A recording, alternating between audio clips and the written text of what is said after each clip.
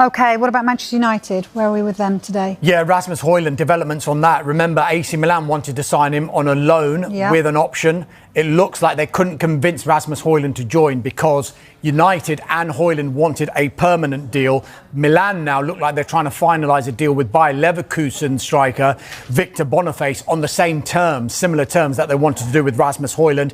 RB Leipzig, they've been exploring a permanent deal for Hojlund as well. If a deal can be agreed, then it will come down to Rasmus Hojlund again. I think Napoli may be keeping an eye on his situation because Romelu Lukaku is injured, but he'll obviously come back. So there's going to be an issue with what kind of deal that they can do there. So Hojlund definitely one to watch, one we'll talk about more in the 7. OK, I'm sure you kept an eye on the Super Sunday game. What a way to start the season. Manchester United against Arsenal. You don't often get a big blockbuster game like that on the opening weekend of the season.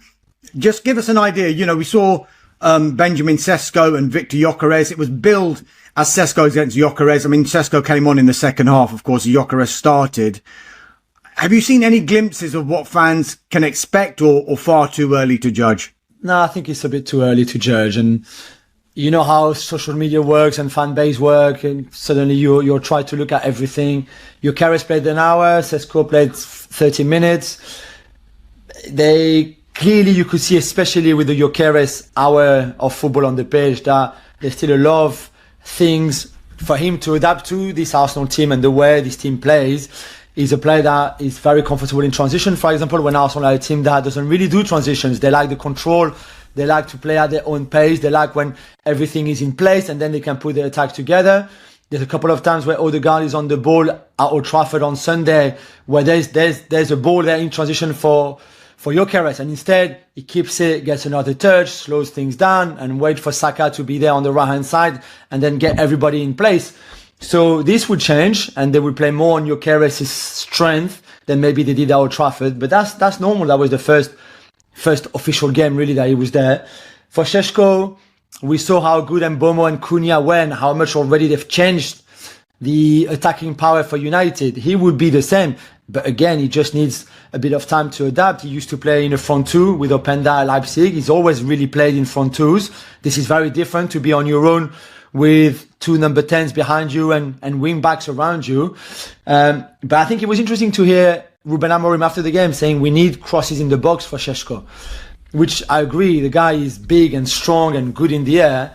I think he can also do a lot of other things than just having balls kind of like thrown at him from each wings in the box when he will face some of the best centre defenders and physical centre defenders in Europe. So let's see how United adapt to Šeško and how Šeško adapts to them, and same with Gyökeres at Arsenal.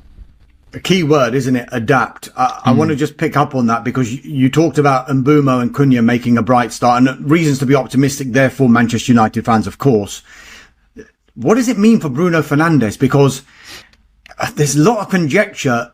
He's United's best player for the past few seasons, and yet does he actually fit into a Ruben Amorim style of play, and where? Yeah, I think he fits now in that deeper role because they don't have a passer like him who can play there.